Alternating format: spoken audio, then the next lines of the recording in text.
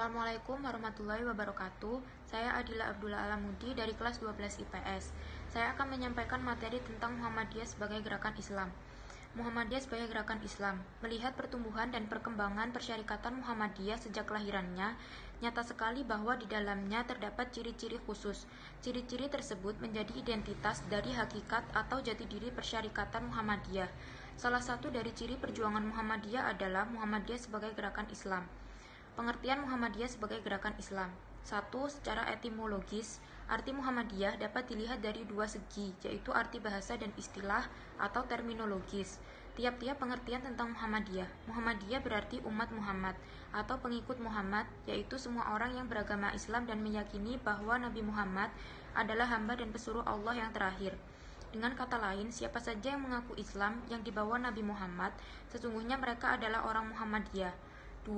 Secara terminologis, Muhammadiyah adalah gerakan Islam yang didirikan oleh Kiai Haji Ahmad Dahlan pada tanggal 8 Zulhijjah 1330 atau 18 November 1912 di Yogyakarta, yang merupakan gerakan Islam dakwah amar ma'ruf nahi munkar, berakidah Islam dan bersumber Al-Quran dan As-Sunnah dari Nabi Shallallahu Alaihi Wasallam.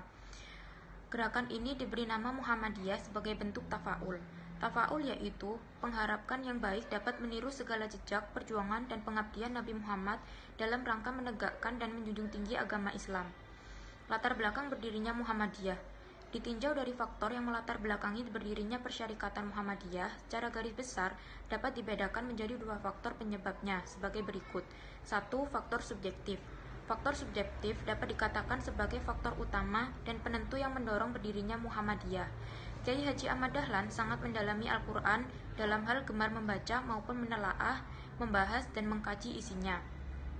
Sikap seperti ini pula yang dilakukan Kiai Haji Ahmad Dahlan ketika menatap surah Al-Imran ayat 104 yang artinya, dan hendaknya ada di antara kamu sekalian segolongan umat yang menyeru kepada kebajikan, menyuruh kepada yang ma'ruf dan mencegah kepada yang munkar, dan merekalah orang-orang yang beruntung. Quran Surat Ali Imran ayat 104. 2. Faktor objektif. Ada dua faktor objektif yang melatar belakangi berdirinya Muhammadiyah. Yang pertama adalah faktor internal, yaitu faktor-faktor penyebab yang muncul di tengah kehidupan masyarakat Islam Indonesia. Kedua, faktor eksternal, yaitu faktor-faktor penyebab yang muncul dari luar tubuh masyarakat Islam Indonesia.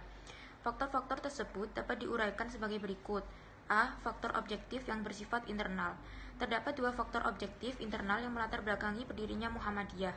1. Ketidakmurnian amalan Islam akibat tidak dijadikannya Al-Quran dan As-Sunnah sebagai satu-satunya rujukan oleh sebagian besar umat Islam Indonesia.